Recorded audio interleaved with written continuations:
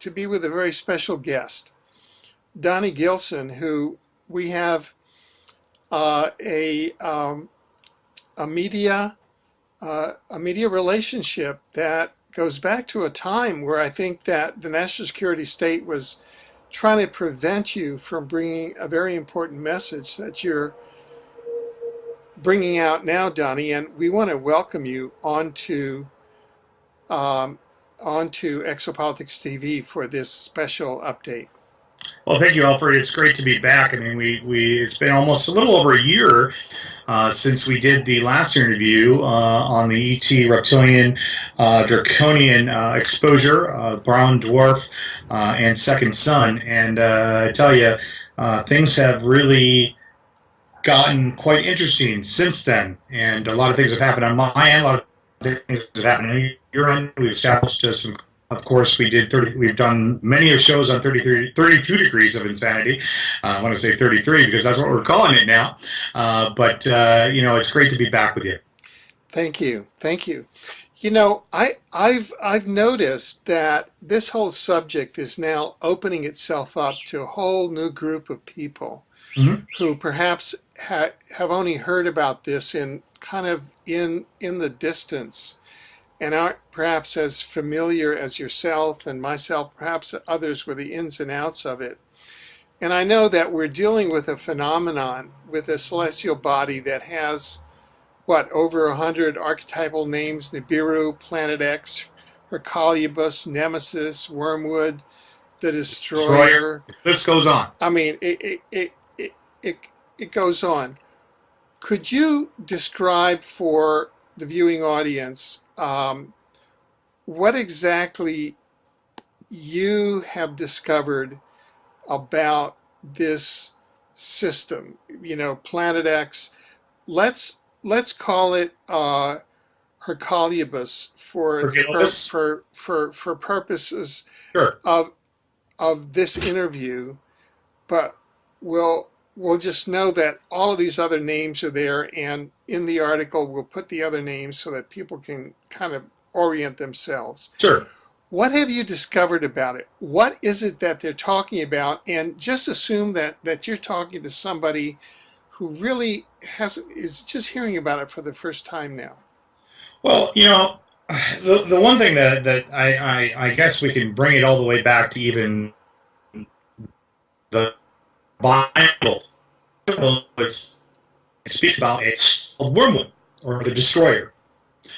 And basically that star is supposed to bring on a ton of destruction. It has over the cycle of how long Earth has been alive. Some even say that it even helped part the Red Sea. Some people say that it showed up when the Exodus from Israel, Egypt to Israel, that all of that had showed up at that point in time.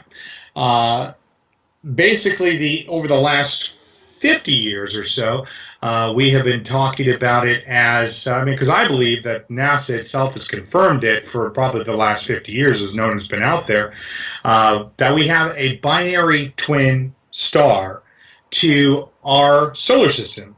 And that star is making its way back through our inner solar system. Basically, it would some have speculated that this was a star or a large millions of years ago into the outer rims of the solar system, and now it's finally the Milky Way. Now it's finally starting to make its round back. We're not sure. There's so much information about this, and it's really hard to pin down if this is a real thing. But the interesting thing about it is most of the systems out in the universe would have some sort of binary twin. So it would make perfect sense that what would make our Milky Way galaxy any different than the other ones? What are they hiding? We know we have this thing called the Oort cloud, and we know we have a thing called the Kuiper belt, which is filled with asteroids, comets, or whatever you want to, gases, whatever is in there. we came through there creating that area, because something would have had to smash into it or cause chaos. What I think now, and this might even bring back to, if you believe in philosophy, and Socrates and Plato. Plato talked about, Socrates talked about Atlantis. And Atlantis, I believe, sunk during the same time that this particular dwarf or sun or whatever it is, dark star, whatever you want to call it, came through here and caused chaos on Atlantis. Now, whether it was under intelligent control, if it was under the Anunnaki or whatever, a reptilian, we're not sure. My research is bringing me to the point now where I am thinking that this thing is of a comet-based type of star. It's actually moving, either we're moving towards it or it's moving towards us. And I believe it could still be under intelligent control, because over the centuries or over the millennia or whatever, extraterrestrial type of technology has either put our planet under intelligent control or this thing under intelligent control, where I think now that when this thing swoops through, they're ready for it. And I don't believe it's going to cause the chaos that it once did. Yeah, and in fact, we are seeing now evidence of large-scale ET UFOs, interdimensional UFOs, planet-size, that are around the sun. There was a video of a large-scale UFO putting rods into the sun. Correct. And so one hypothesis is that this is part of creating some sort of mechanism or shielding for any of the solar flares that could be created.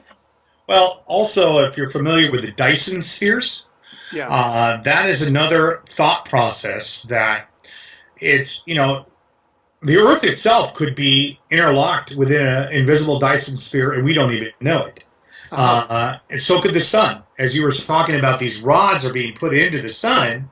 If you think about it, because a lot of the videos that I have shown and a lot of people that are not familiar with what 32 Degrees of Insanity, we had a major YouTube channel in regards to all of my research over the last. That particular YouTube channel was targeted by not only government, shills, trolls, you name it, that didn't agree with anything that I had to say, and successfully were able to shut down my particular YouTube channel. Now, I've come back with backup channels. Each one, and I don't know if you've heard, Alfred, but last night, a user-supported YouTube channel, I came on last night, or 2 nights ago, put up a video in regards to this large spherical object that was actually shot on March 22nd, 2012, which is the date that I said we would see Herculobus on my last interview, that was shot over Tennessee. I posted that video, and you can see the lightning in it. You can see it's some sort of anomaly. It looks like a large sun. And what I'm thinking is we've talked about chemtrails in the past. I believe that the chemtrails, that maybe that was an area, a window of where the chemtrails were able to not block it. So it was like this. Because the chemtrails, what they're causing right now is what I believe, when they're by the sun, are causing the blockout that we can't see it. But if we take away that area, it's like a portal that we can see in. Or a possibility is we're also seeing different dimensions. That's a possibility as well. Could you define what a Dyson sphere is for those of us who aren't that familiar with it? A Dyson sphere, probably the best way to describe it is an enclosed cage. And it's basically, you take the Earth, okay? And basically what you do is it would cause like you would be able to move planets with it. You could move the sun with it. You could literally, if there was a Dyson sphere over the sun, they built it within the sun, they could literally drag the sun away like a tow truck. I see. And that's what I think is possible, that this system itself is under intelligent control as well. But everything that I'm looking at right now, I was all over the board on where this thing was. I mean, I would go, way to the south of the Milky Way galaxy, to the north, to, all kinds of different constellations, trying to find this thing. And now my gut feeling is where I thought it was all along, and it's right by the sun. It's either right behind the sun, or it is now the sun in our inner solar system right now. The Zetas talk about this. I know that they say it's, even Zeta talk, what's her name? The lady who... Nancy Leader. Nancy Leader. I'm a disinfo agent to Nancy Leader. She believes, they believe I'm a total government shill. I see. The Zetas. They have posted on their newsletters, don't listen to anything that Donnie Gilson has to say. Well, of course, they believed that it was coming in 2003, and there was a whole... Yeah, and now they've come out with this, this thing where I guess the newsletter is going to stop in November. That this thing's supposed to be here in November. I think, this is my opinion, I think we have a window, and we've talked about remote viewing in the past. No one can see past 2013. Another remote 13. We've talked about these negative and positive timelines on my show with you and I. I believe our window of opportunity of this thing coming in is either between 2013 or 2025. You mean in that time period? Yep, that's the window. So here's the thing: Leo Zagami and I, Leo wrote a book called The Confessions of the Illuminati, and he did a 3-part series, and there's actually a chapter in the 2nd volume written just about me and my research on the planet, well, we called it Nibiru, until you and I exposed on my radio show in regards to Zachariah Sitchin being a CIA operative, right. And that Nibiru itself, the actual storyline that we've been fed, is a psyop and an actual hoax. Anything about that is when you and I came out with that information, everybody ran with it. Donnie Gilson's now saying Nibiru's a hoax, and he's been BSing to you the whole time. No, I've been telling you that this thing is called by many different names. Right. What we have been taught is Zachariah Sitchin told us about Nibiru. He did not talk about Herculobus. Now, there is another individual I think he's in South America, I forget his name, but he wrote a book called Herculobus, the Red Planet. Right. I've got that book here. Yeah, and that actually has been, it's actually, that book that you're talking about has been an educational book throughout Europe, throughout Africa, throughout South America. Hasn't really made it into the mainstream here into the United States because I believe the American government does not want, they're going to lose control. If the American government comes out or NASA comes out and says, we have a brown dwarf coming and we don't know what it's going to do to the world, do you think anybody's going to listen to what they have to say anymore? No. It's not going to happen. There will be an all-out revolution. Right. Now, as I was preparing for today's show, I was going through the various milestones that you've put out publicly that were really interesting. One of the first ones was an article on May 28th, 2012, in which you have images, reported images of Planet X, Nibiru, Hercolubus, Nexus, and these were taken from an airliner. And they also match up with a crop circle. Could you walk us through those particular images? Sure. I'm going to have them up on the article that accompanies this, so they'll be able to follow it.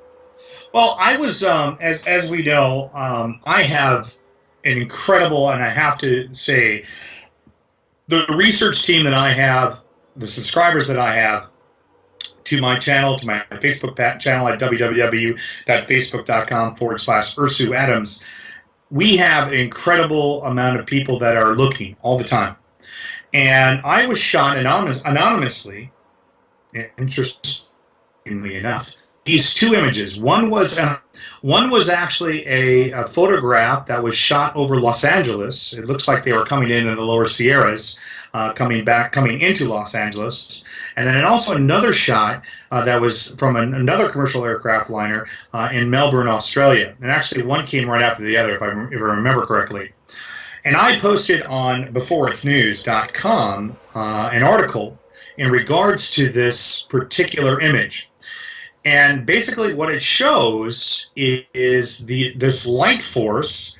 There's no way that it could have been a camera anomaly or anything to that nature, because the sun was nowhere around. So it could have been a lens flare or a reflection off and this is what they want to tell you it is, but it's not. So the image itself is, it shows like a very large object and then like several moons around it.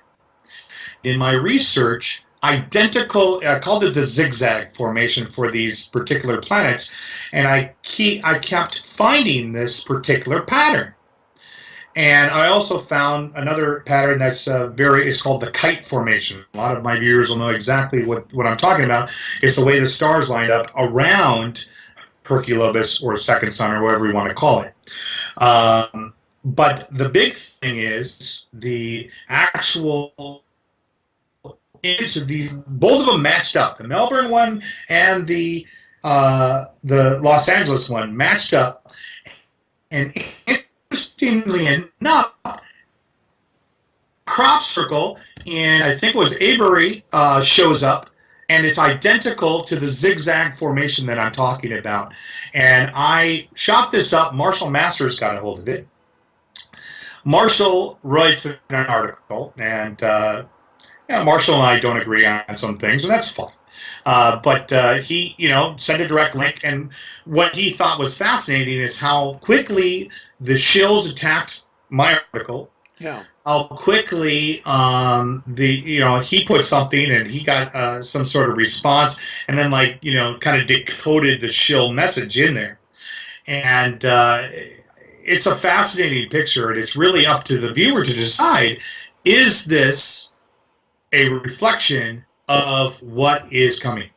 And that's what I think it is. I think what we caught was, because you got to think about light.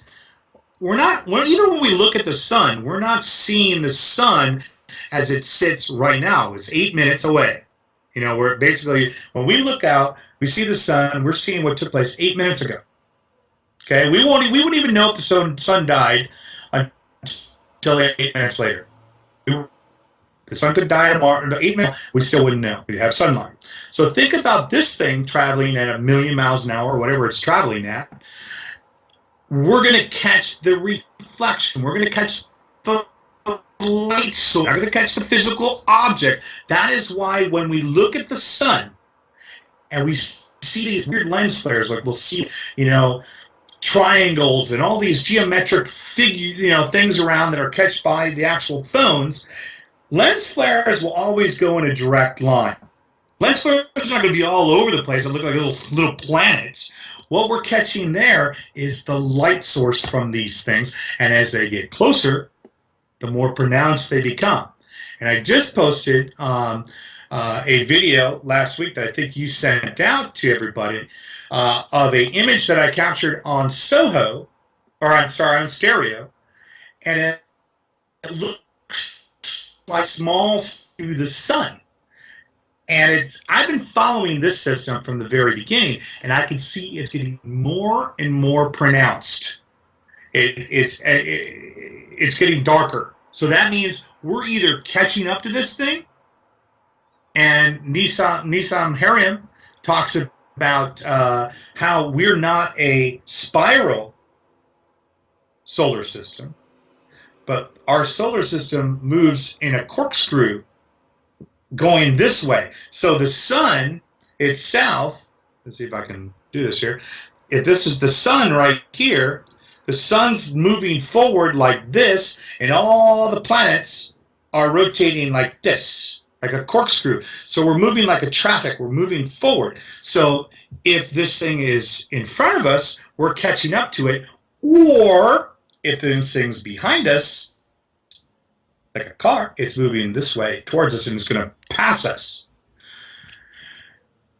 It's all speculation and theory, but the odd things, this is why I believe this is the right thing, is because of the artifacts that we have also uncovered. There's some, Nissan had showed about these Stargate things. The sun itself has been making these weird geometric patterns. After I showed that picture on Before It's News, not even a week or 2 weeks later, all of a sudden there was this huge like porthole triangle on the actual sun. And stereo, NASA, all shut it down. All those images were erased. We have them on my channel. We have saved them. They have not shut down the Facebook channel yet, thank gosh. And now a lot of my subscribers have told me that they have all of my work, which we're going to finally get back. Because we have, I think over the last year, we have caught a lot of wild images of this thing coming in. And I think I've also caught images dating all the way back to 1983 when the IRIS telescope went up. And it caught these images as well. And we've got WISE imagery. We've got all of this stuff. But the minute I come up with a video, it seems like I get attacked right away. And so I believe we are totally on the truth. Right. Now, where can people go who want to keep current with you? Where should people go? Right now, the best place to go is www.facebook.com/Earth2Atoms. That's URSUADAMS. We have way too many friends to, we've got 3 different accounts, and we've got way too many friends to add to it. You can subscribe to us, and that gets you all that pertinent information. As I said, we're on our 3rd YouTube channel, and this is what I don't get, okay? My first YouTube channels were shut down because I was fighting a lot of the trolls for copyright. They were using my material. I was fighting against it. They were saying I was filing false DMCAs, and so they finally won. They finally shut it down. But this new channel was actually created by a fellow user, my brother, and we uploaded a video to YouTube this week via his Android phone, and we live in the same complex, and I just kind of did the narrative to it, and we were playing some music behind it. It wasn't really a big video. It was just kind of a test, and subscribers, literal hours of posting that, it got shut down. That channel got shut down. Not even my channel, but it had anything to do with me. So I'm like,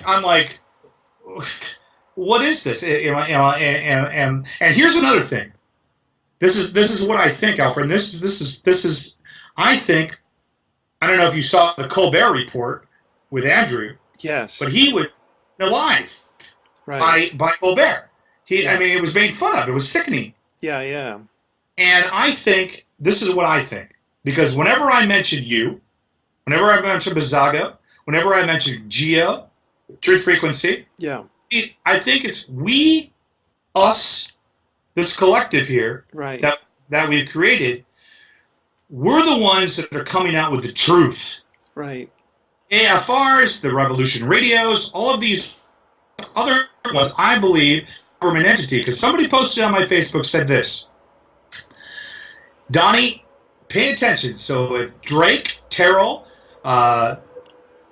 Carrie Cassidy, Project Camelot, any of these, stick around, we know where that information is. If they're not being attacked, and they aren't, they're not being attacked. They're still able to be flown away with their stuff.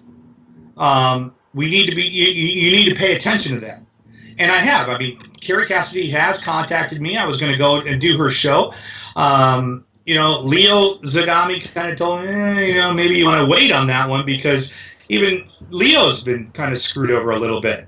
And I think we really need to be cautious now, because now we're getting so close to the truth, right, on who we buddied up to, and because it's going to come down to the point, I don't think we're going to see a Bill Cooper type situation anymore because we're too close to the truth. I don't think there'll be anybody disappearing, but you know how they're getting rid of people is these astronomers are disappearing too. I mean, all these astronomers that had anything to do with the search for a brown dwarf seem to be disappearing. The ALMA, I don't know if you're familiar with ALMA, but ALMA is a telescope. It specifically looking for black holes and other large celestial bodies in the universe. And interesting enough, their logo seems to be this kite formation that's also being shown down at Newmar Station. And Newmar Station is a whole other area that we need to talk about as well. Right. Well, let's talk about that. And what are the findings there? What are you coming across? In Newmar Station, we came out with a video. We were right on top of it. A lot of MSNBC, ABC, all of the main channels, interesting enough, the mainstream media ran with our work. This is a station down at the South Pole. Right. This is the German station down at Antarctica. It's actually in an area called Newmar. Newmar, yeah. Newmar Station. Newmar Station 3. Which it's been having a lot of weird activity down there. One of my famous videos from last year, I don't know if you saw the one, but it actually had these 3 guys in these weird radiation suits. It happened actually on July 14th of last year. And actually my old co-host Vicky from 32 Degrees of Insanity on Freedomizer Radio, her and I were doing a Skype interview, like the Skype talk. Her and I were talking about back and forth, and I was sharing images of Newmar, and all of us eyes of these 3 radiation suits pointing up to the sky. And then all of a sudden, 2 frames later, you see this, it looked like a guy that was, I mean, he looked out of place. He was an older gentleman. He had, it looked like old expedition gear from like the 40s or 50s. And he's sitting there talking to these guys in the picture right in front of Newmar Station that are in these radiation suits. And then all of a sudden he goes up and you see like this map open, and the only light source is coming out of this map area.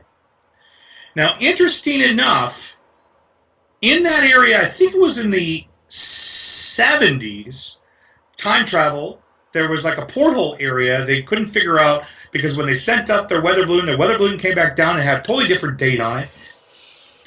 Couldn't figure it out. And I believe that there is a portal or time, some sort of time loop in there. Something has to do with time travel here. I don't know what it is, but I think they keep pushing back the clock. And if they're doing that, well, that means they haven't gotten it right. So they're either we're pushing it back, consciousness is pushing it back, or somebody elite-wise is pushing it back. But what I saw down there at Newmar was completely out of sight. I haven't seen anything like it. And just recently, a weird orb showed over Newmar Station. You probably saw the article I wrote on it. And it was over Newmar, and I was like, "Ooh, could that be a moon?" It looked like it was in the inner atmosphere and I'm like, "Could that be a moon of Planet X? Could that be a double scout UFO. And it was like interesting. We posted it. We posted the images on my Facebook page. Within minutes, somebody had already made a video, posted it on YouTube. I came back with a video, posted it. Next day, MSNBC, ABC, all the mainstream, Yahoo. What's happening down in New Mars Station? 3 days later, my YouTube channel gets completely shut down. Right. Right. So that was literally my last video, and I think you and I did. I think you and I were on the air during that week. I think. But that was the week of August, end of August. It was right around my birthday, August 21st.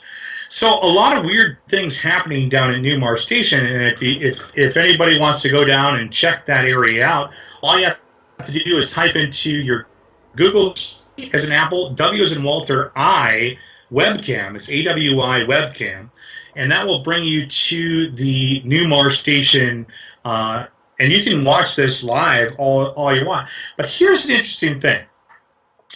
New Mars Station, if you actually plug that into Google Sky or any satellite footage, and you go directly to the coordinates where New Mars Station is, all you are going to see are posts. It looks like the dang thing is gone.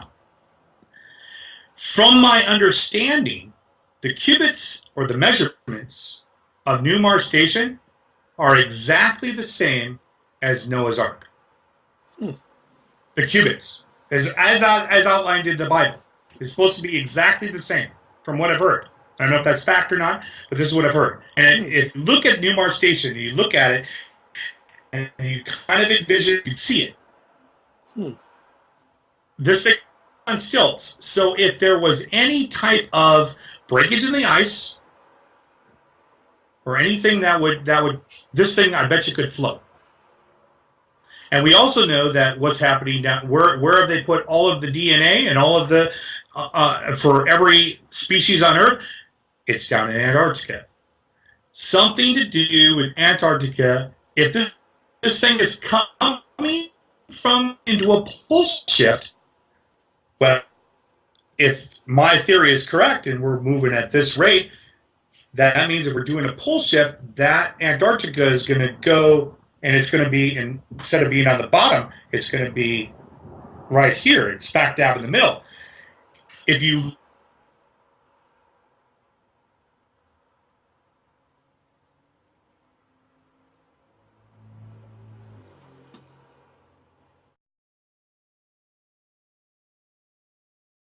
we got lost there. No, yeah, that's fine.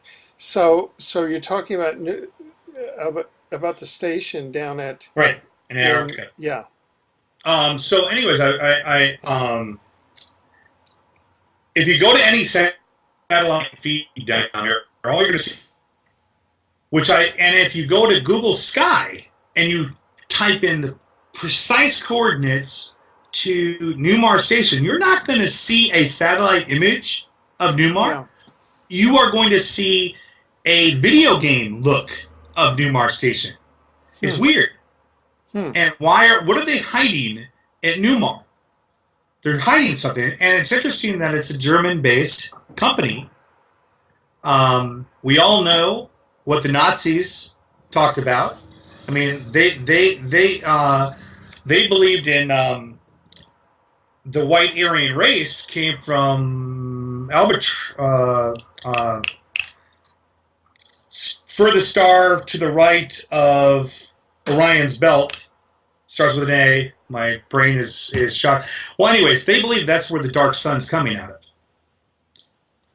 of.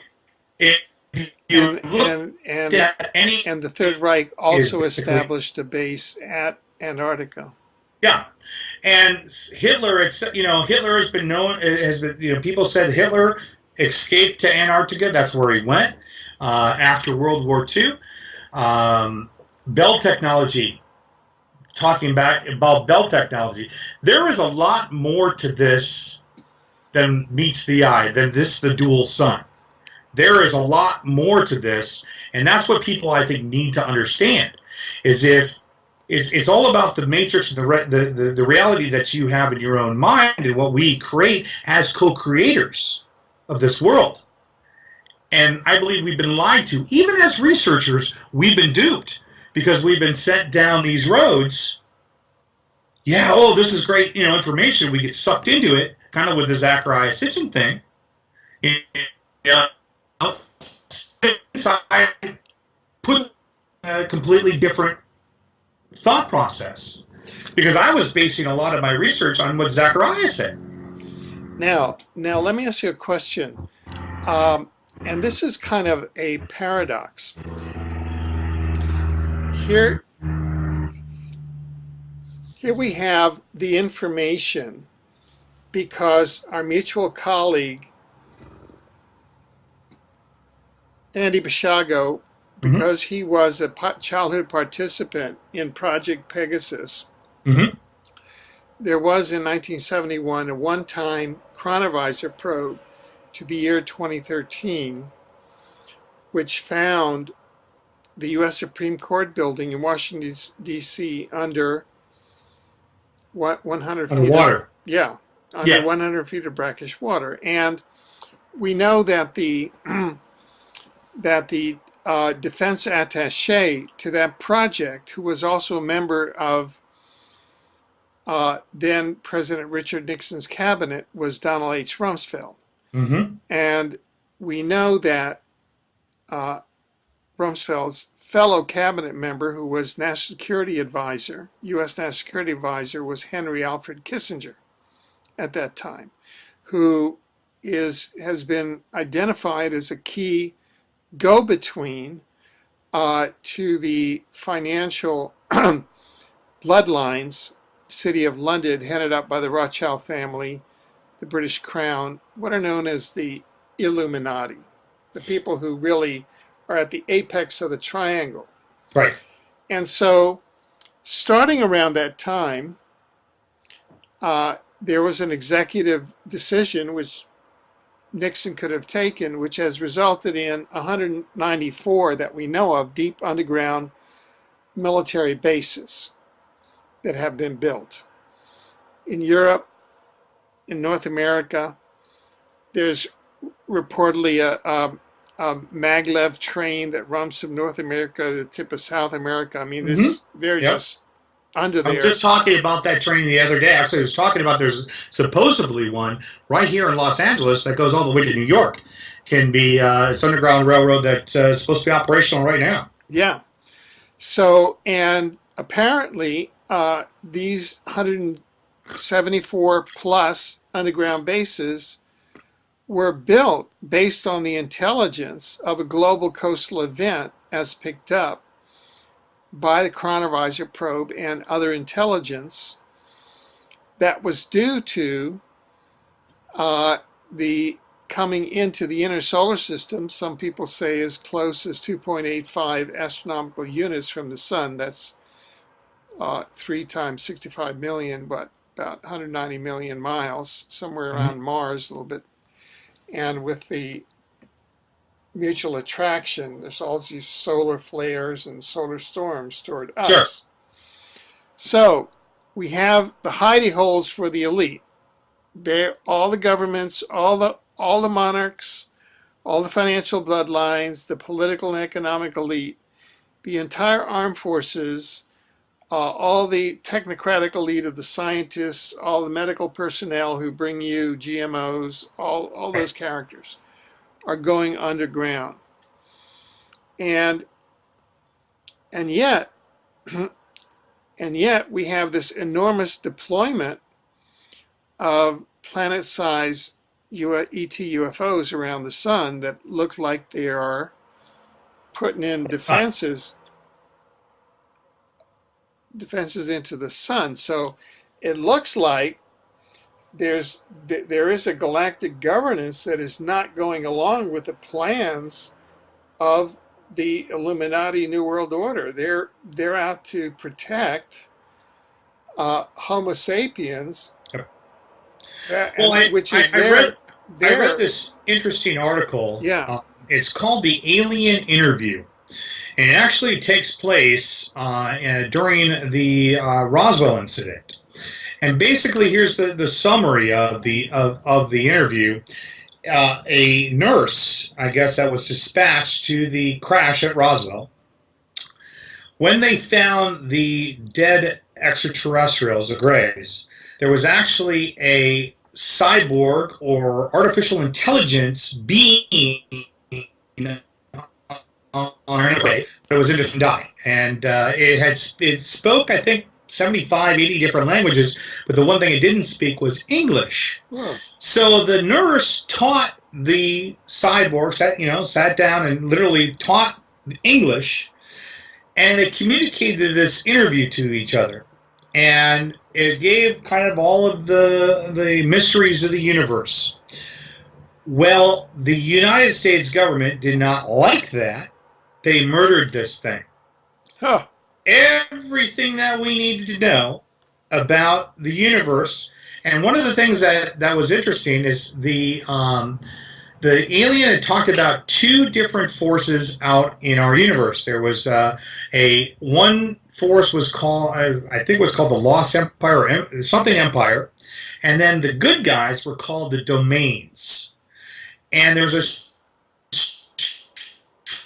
struggle over these Galactic Federation. It's not an Andromedan Council. No, it's two struggles over two sides and for struggle over planet Earth.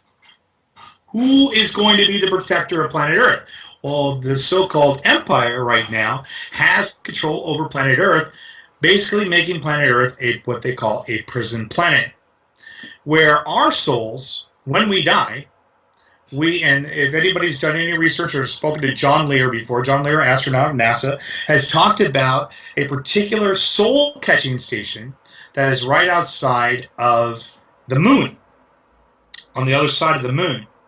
That is where we go when our souls die. Our energy goes, is trapped by this, like a dream catcher almost. It is electrocuted and basically takes all of our memory of our past lives away, and we are recycled back to the planet as a new creature or a new life form. So it's a never-ending cycle, but we'll never know our true, because of this empire thing is holding on to the knowledge that we are divine beings. I think, as you just said, the war or whatever is happening is being spun into the Domain's favor, and now we are seeing the veil start to be lifted, and we, us, are pioneers in getting this message out. It might not happen during our lifetime. It might not happen, it could happen hundreds of years from now. But the information that we're putting out and the puzzles that we're putting together, we're laying the seeds to tell our children,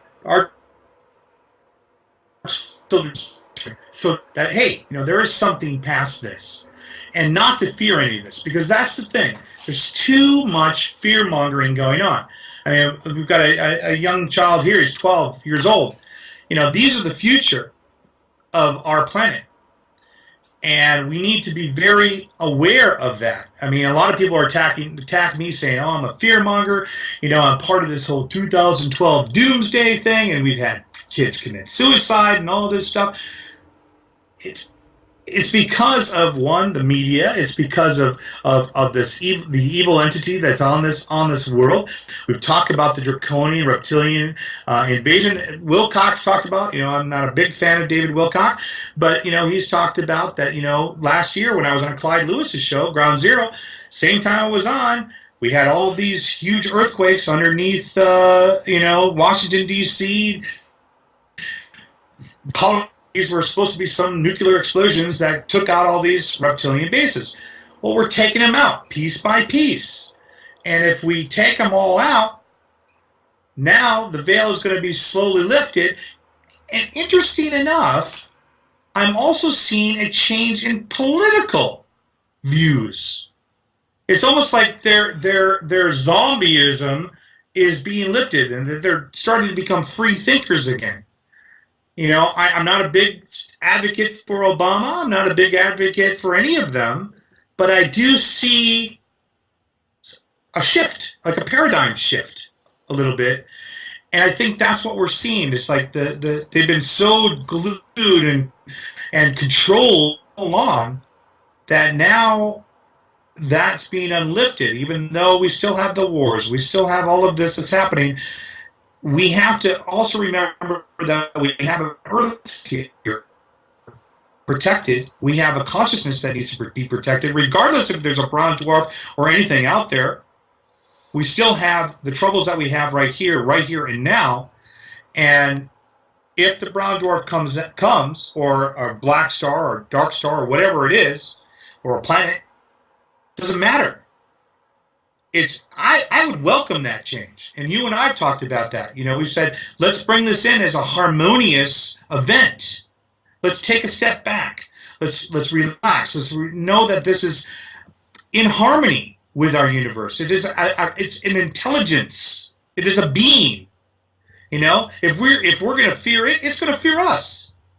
But if we bring it in with open arms, say, hey, I would I don't know about you guys, but I would dig looking up in the sky and seeing two suns. I think it'd be cool. It would show that the universe isn't everything that we were told it is. We've been lied to, but yet now the veil is being opened, and now we can start discussing, and we can plant that foundation for others, because what we've been doing for the last 100 years ain't working. Ain't working. Right, and I think that the data show that we need to really. Yeah. The data show that between a third and a half of solar systems in this galaxy have binary stars. Yes, it's I think it's a half actually. Half, yeah. Yeah, I think it's 50%. So, and here's another thing, and this is, nobody really talks about this. All of the planets in our solar system right now have moons, pretty much. Have some sort of satellite rotating around them. Their moons rotate. They orbit around, and you always can see either the front, back side. What makes our moon so different? Why do we only see one side of the moon? And I was thinking about it. I was thinking about light, and I was like, okay, where the moon is supposed to be satelliting is really high north in, rotating around our Earth, if we rotate that way. So if you're in Antarctica, wouldn't it distort that light a little bit? I've never been to Antarctica, so I don't really know what it's like down there, but to me, it seems that there would be a distortion of light. And that the moon itself, because whenever we look at the moon in Antarctica, it seems to be huge. It seems absolutely huge. And whenever I look at it through different photographs and stuff like that, it's like, it doesn't make much sense to me on why that is, unless we have two moons. We have one going this way and one going this way, which would be, and they're the same exact moon. And if anybody's been following me for any time, they have seen pictures of where I actually was shooting at the moon, and there's a particular blue moon behind it, and some say, oh, well, that's binoculars. You're getting that because you're putting two different lenses. I'm like, no, I see this with my own eyes. How can that be? I'm videotaping it, but I take the videotape away. I see this with my own eyes. And now, when I look at the moon, it's gone. It's disappeared. It's not there anymore. Right. And this was, we caught this all on film 5 months straight, and now it's gone. Where did it go? Why, if it was such a trick on the camera, then it would still be there. And same thing goes for all the lens flares everybody says it is, all this stuff. Well, okay, if it's a lens flare, why is it changing? Why does it look different? Why does it look like something's moving forward? You know, I challenge everybody to go out and Google a thing called double dark theory. Double dark theory really kind of tells you, we talked about light and reflection before. What we observe as us three-dimensional beings, what we process through our eyes, through our corneas, we take for granted. But if you're looking at, we're down to the molecular level of things, we're just a bunch of squiggly lines. We process and create this image. I'm looking at a laptop. I'm processing, this is what I see. I look here on the screen, I see you, Alfred. It's because this is what our brain processes. Well, maybe we can't see something that's there, and it's in another dimension, multi-dimension, interdimension, whatever, but it's still there. And that's why I say that this thing could be always been in harmony with us. There's no big deal, no big problem. It's going to come. It's going to maybe pass by. It might hang around. Who knows? I kind of like it to hang around. And maybe, just maybe, if this thing doesn't have artificial life on it, or it doesn't have life on it, well, maybe disclosure will happen. We'll learn more about time travel. We'll learn more about, on how to use, because, time travel kind of scares the living crap out of me, really, if you really want to know personal opinion on it, because it can be used in wicked ways. And I think if it is real, and of course we talked about, Bazago being part of that, and I remember mentioning to you on my radio show, asking, well, could it have also, because we talk about the looping, like the Star Trek, the artificial grid, that it really wasn't Mars, it was actual artificial Mars. We've talked about that, but imagine if we can manipulate time, well, that could push this thing out as long as they want. If they have the technology to push this thing out, and we're all tied into that. So if a lot of people, if you really think about it, have you ever seen that movie Groundhog Day? Right. Could be the same exact principle. Yeah. So now, let me just take that and ask you two questions. And the first question is, one of the latest buzz questions is about the comet that's supposed to be 15 times brighter than the moon. And the sun, One of our moons. Or the moon, I'm sorry. Yeah, than the moon. And that's coming in November of 2013. Mm-hmm. How is that going to interplay with the Planet X, Nibiru, Hercules? Is that going to be conflated or confused? How is that going to play? Well, that is a good question. Is it really the comet? Is it a comet? Or is it what we're looking for? I see. Here's something that's going to be 15 times. Think about this. Remember when Hale-Bopp? I remember when Hale-Bopp flew overhead. And this thing followed me because I was driving to Florida, and it was just bright. And I remember calling my dad on the phone. I'm like, Dad, look up at the sky. Can you see this? And he's looking at it, and we're totally two different. And this thing was bright, just shooting overhead. Hale-Bopp back in the 90s. If this thing is going to be brighter than Hale-Bopp, I think maybe, just maybe, this is what we're looking for.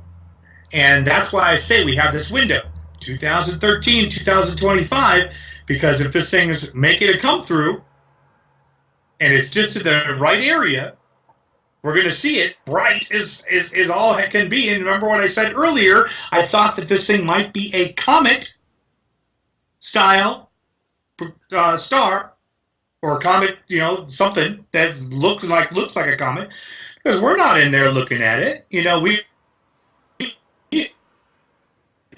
We have no idea what it is. We're trusting what's being told to us or being fed to us. So we have to go with our intuition to think, okay, let's think outside the box. Could this be something other than what they're telling us? And that's what I believe. Could it be part of the system? I don't know. But it's definitely not what they're telling us.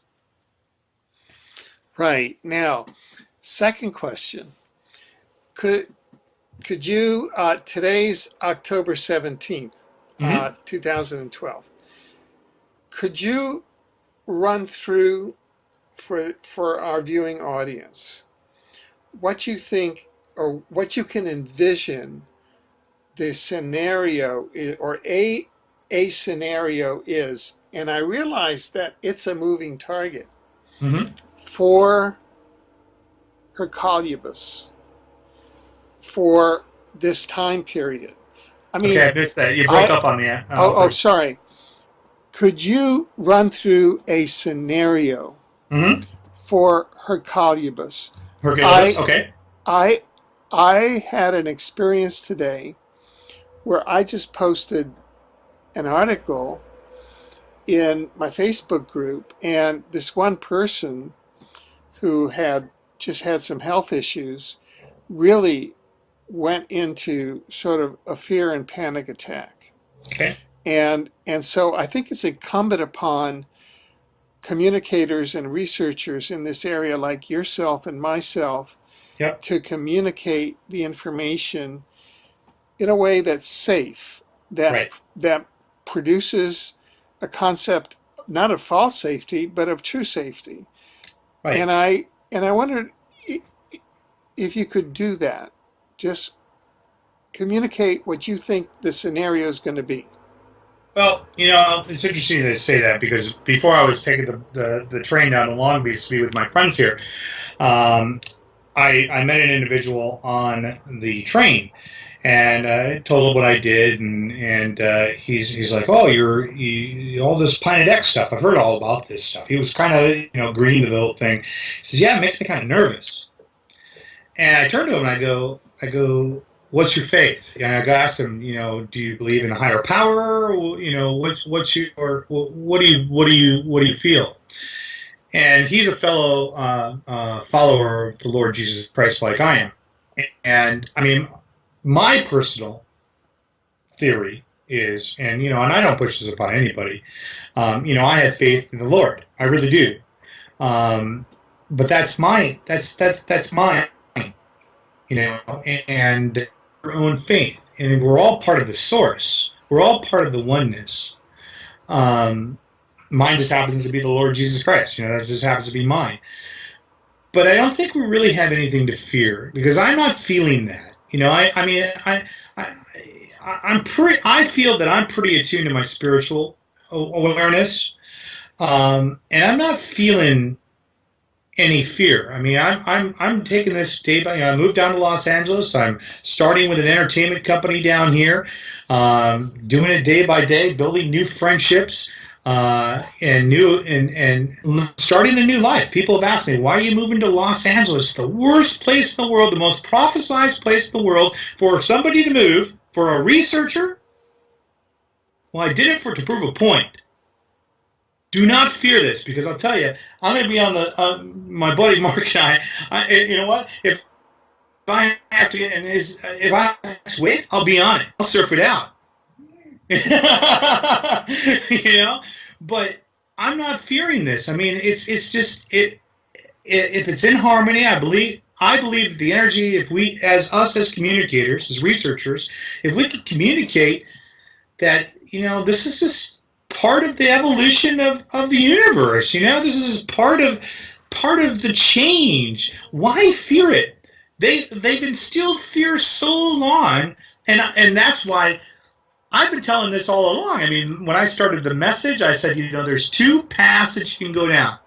You got either the path of destruction or the path of love. You choose. I've gotten to the point I made my choice. I've made my choice. I'm going down the path of love. I'm going to live my life the way it is. I'm going to live it one day at a time. I'm not going to worry about what's out there. If it's you, I can't. But I'm not feeling that. I feel that we've got, I think the humanity itself is becoming so strong and so awake that we can really change this intelligent thing that's coming in, if it is coming in within our lifetime, or we can stop it altogether. And that would be cool. I mean, either one would work for me. But I want to live, I don't want to die anytime soon. I don't know about you, but I really don't want to die anytime soon. I want to enjoy it.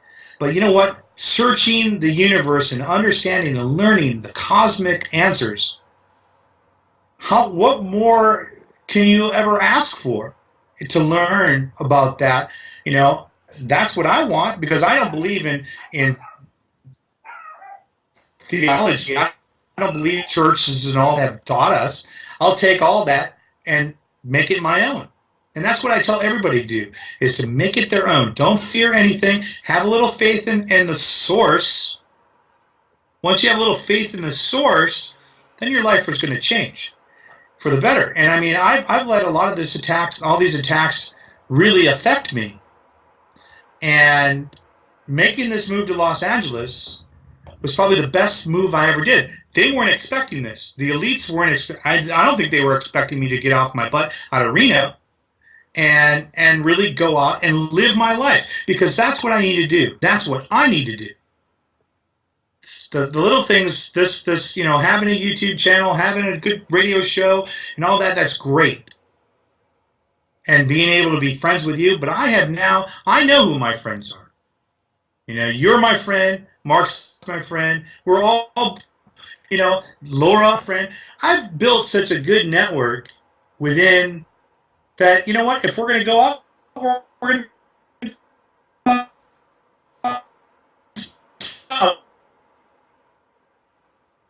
but if we haven't done anything, and we've looked and we've opened minds, people write me emails all the time saying, Donnie, if it wasn't for you, the people that I have met on Facebook or YouTube would have never met. You've opened my mind to look at things. Sometimes I don't agree with what you're saying. You're a little out there sometimes, Donnie, but you know what? The basic essence of and even you and I disagree on things, But you know what? That's where the collective is. That's, if we didn't have a Donnie Gilson, or if we didn't have an Alfred Weber,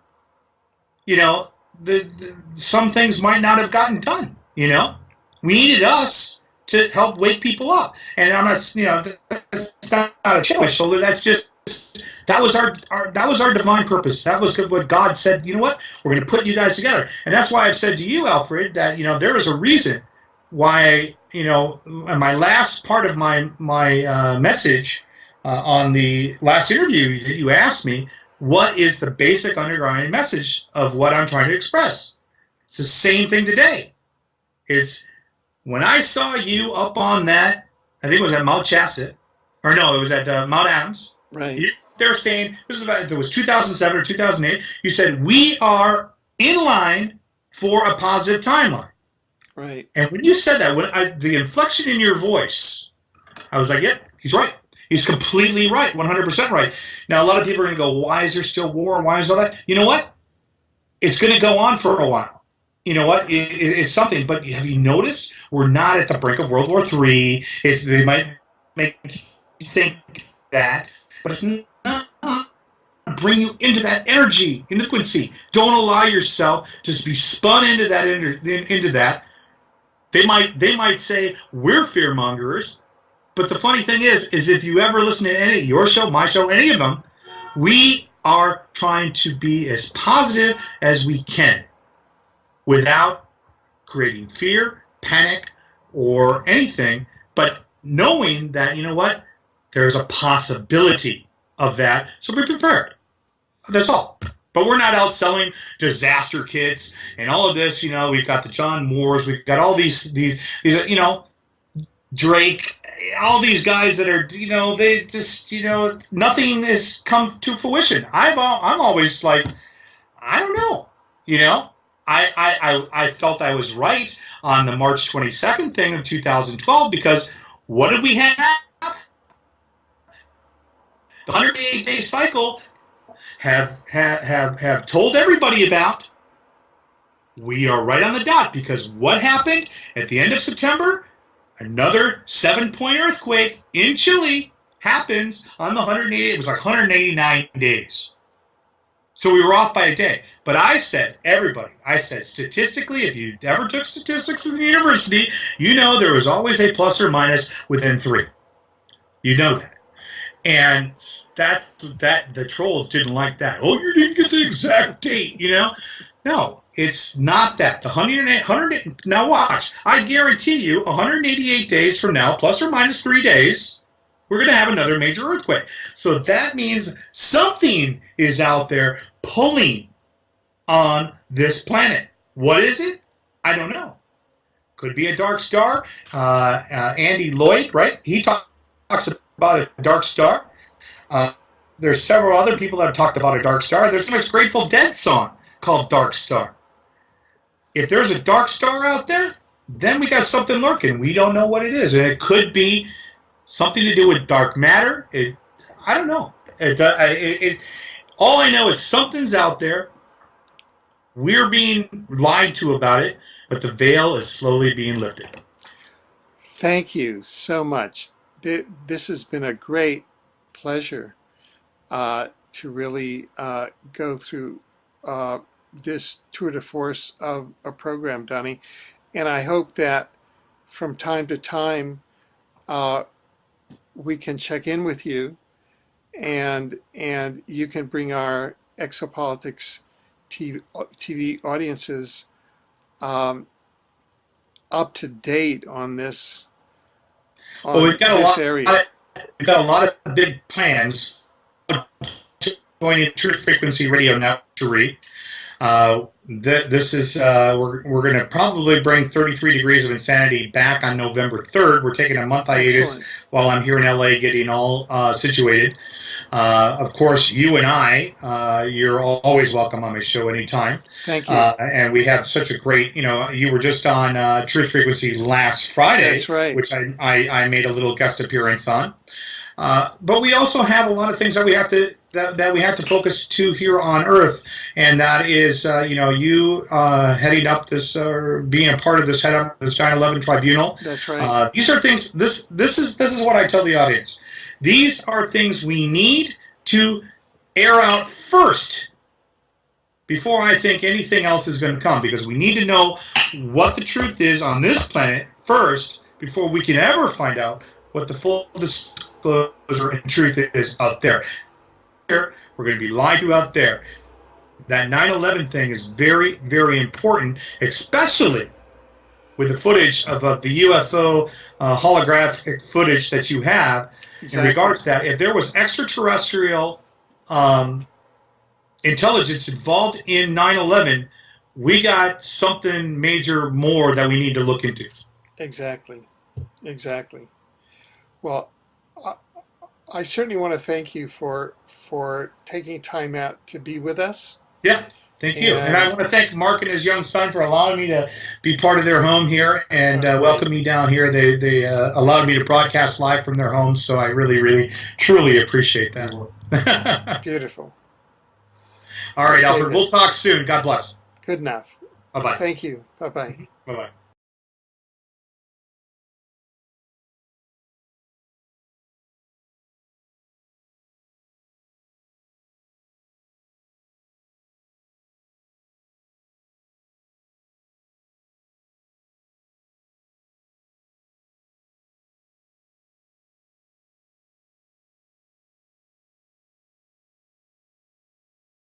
And Socrates and Plato. Plato talked about, Socrates talked about Atlantis.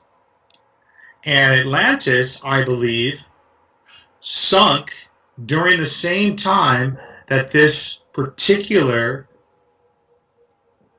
dwarf or sun or whatever it is, dark star, whatever you want to call it, came through here and caused chaos on Atlantis.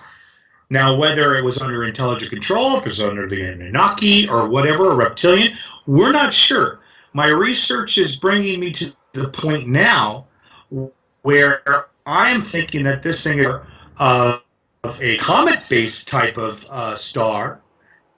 It's actually moving, either we're moving towards it or it's moving towards us. And I believe it could still be under intelligent control because over the centuries or over the millennia or whatever, extraterrestrial type of technology has either put our planet under intelligent control or this thing under intelligent control, where I think now that when this thing swoops through, they're ready for it. And I don't believe it's going to cause the chaos that it once did. Yeah, yeah, and in fact, we are seeing now evidence of large-scale ET UFOs, interdimensional UFOs, planet-size, that are around the sun. There was a video of Okay. a large-scale UFO putting rods into the sun. And Correct. so one hypothesis is that this is part of creating some sort of mechanism or shielding for any of the solar flares that could be created. Well, also, if you're familiar with the Dyson spheres, Yeah. that is another thought process that it's, the Earth itself could be interlocked within an invisible Dyson sphere, and we don't even know it. And so could the sun. As you were talking about, these rods are being put into the sun. If you think about it, because a lot of the videos that I have shown and a lot of people that are not familiar with what 32 Degrees of Insanity, we had a major YouTube channel in regards to all of my research over the last that Covered about it. What is it that they're talking about? And just assume that you're talking to somebody who really is just hearing about it for the first time now. Well, the one thing that I guess we can bring it all the way back to even the Bible. It speaks about it's a wormwood or the destroyer. And basically that star is supposed to bring on a ton of destruction. It has over the cycle of how long Earth has been alive. Some even say that it even helped part the Red Sea. Some people say that it showed up when the Exodus from Israel, from Egypt to Israel, that all of that had showed up at that point in time. Basically, over the last 50 years or so, we have been talking about it as, because I believe that NASA itself has confirmed it for probably the last 50 years, as known has been out there, that we have a binary twin star to our solar system. And that star is making its way back through our inner solar system. Basically, some have speculated that this was a star or a millions of years ago into the outer rims of the solar system. And now it's finally the Milky Way, now it's finally starting to make its round back. We're not sure. There's so much information about this, and it's really hard to pin down if this is a real thing. But the interesting thing about it is most of the systems out in the universe would have some sort of binary twin. So it would make perfect sense that what would make our Milky Way galaxy any different than the other ones? What are they hiding? We know we have this thing called the Oort cloud, and we know we have a thing called the Kuiper belt, which is filled with asteroids, comets, or whatever you want to, gases, whatever is in there. We came through there creating that area because something would have had to smash into it or cause chaos. What I think now, and this might even bring back to, if you believe in philosophy, and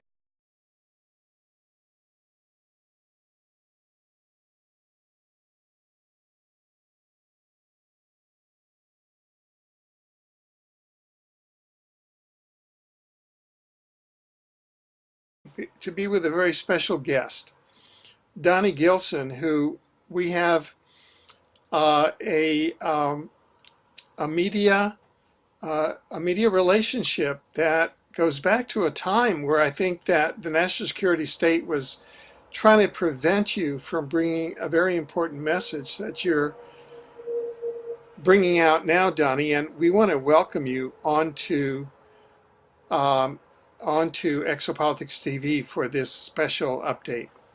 Well, thank you, Alfred. It's great to be back. I mean, it's been almost a little over a year since we did the last interview on the ET reptilian draconian exposure, brown dwarf, and second sun. And I tell you, things have really gotten quite interesting since then. And a lot of things have happened on my end. A lot of things have happened on your end. We've established some. Of course, we've done many shows on 32 degrees of insanity. I want to say 33 because that's what we're calling it now. But it's great to be back with you. Thank you. Thank you.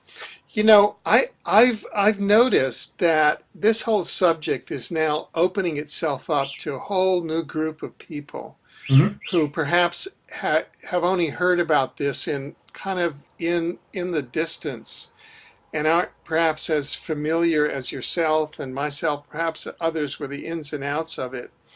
And I know that we're dealing with a phenomenon, with a celestial body that has, over 100 archetypal names: Nibiru, Planet X, Hercolubus, Nemesis, Wormwood, the Destroyer. This goes on. I mean, it goes on. Could you describe for the viewing audience what exactly you have discovered about this system? Planet X. Let's call it Hercolubus for purposes of this interview, but we'll just know that all of these other names are there, and in the article we'll put the other names so that people can kind of orient themselves. Sure. What have you discovered? Particular YouTube channel was targeted by not only government, shills, trolls, you name it, that didn't agree with anything that I had to say, and successfully were able to shut down my particular YouTube channel. Now, I've come back with backup channels. Each one, and I don't know if you've heard, Alfred, but last night, a user-supported YouTube channel, I came on last night, or 2 nights ago, put up a video in regards to this large spherical object that was actually shot on March 22nd, 2012, which is the date that I said we would see Hercolubus on my last interview, that was shot over Tennessee. I posted that video, and you can see the lightning in it. You can see it's some sort of anomaly. It looks like a large sun. And what I'm thinking is we've talked about chemtrails in the past. I believe that the chemtrails, that maybe that was an area, a window of where the chemtrails were able to not block it. So it was like this, because the chemtrails, what they're causing right now is what I believe, when they're by the sun, are causing the blockout that we can't see it. But if we take away that area, it's like a portal that we can see in. Or a possibility is we're also seeing different dimensions. That's a possibility as well. Could you define what a Dyson sphere is for those of us who aren't that a Dyson sphere, probably the best way to describe it is an enclosed cage. And it's basically, you take the Earth, okay, and basically what you do is it would cause like you would be able to move planets with it. You could move the sun with it. You could literally, if there was a Dyson sphere over the sun, they built it within the sun, they could literally drag the sun away like a tow truck. I see. And that's what I think is possible, that this system itself is under intelligent control as well. But everything that I'm looking at right now, I was all over the board on where this thing was. I mean, I would go, way to the south of the Milky Way galaxy, to the north, to, all kinds of different constellations, trying to find this thing. And now my gut feeling is where I thought it was all along, and it's right by the sun. It's either right behind the sun, or it is now the sun in our inner solar system right now. The Zetas talk about this. I know that they say it's, even Zeta talk, what's her name? The lady who... Nancy Lieder. Nancy Lieder. I'm a disinfo agent to Nancy Lieder. She believes, they believe I'm a total government shill. I see. The Zetas. They have posted on their newsletters, don't listen to anything that Donnie Gilson has to say. Well, of course, they believe that it was coming in 2003, and there was a whole... Yeah, and now they've come out with this, this thing where I guess the newsletter is going to stop in November. That this thing's supposed to be here in November. I think, this is my opinion, I think we have a window, and we've talked about remote viewing in the past. No one can see past 2013. Another remote 2013. We've talked about these negative and positive timelines on my show with you and I. I believe our window of opportunity of this thing coming in is either between 2013 or 2025. You mean in that time period? Yep, that's the window. So here's the thing: Leo Zagami and I Leo wrote a book called The Confessions of the Illuminati. And he did a 3-part series, and there's actually a chapter in the second volume written just about me and my research on the planet, well, we called it Nibiru, until you and I exposed on my radio show in regards to Zecharia Sitchin being a CIA operative, right. And that Nibiru itself, the actual storyline that we've been fed, is a psyop and an actual hoax. Yeah. Anything about that is when you and I came out with that information, everybody ran with it. Donnie Gilson's now saying Nibiru's a hoax, and he's been BSing to you the whole time. No, I've been telling you that this thing is called by many different names. Right. What we have been taught is Zecharia Sitchin told us about Nibiru. He did not talk about Herculobus. Yeah. Now,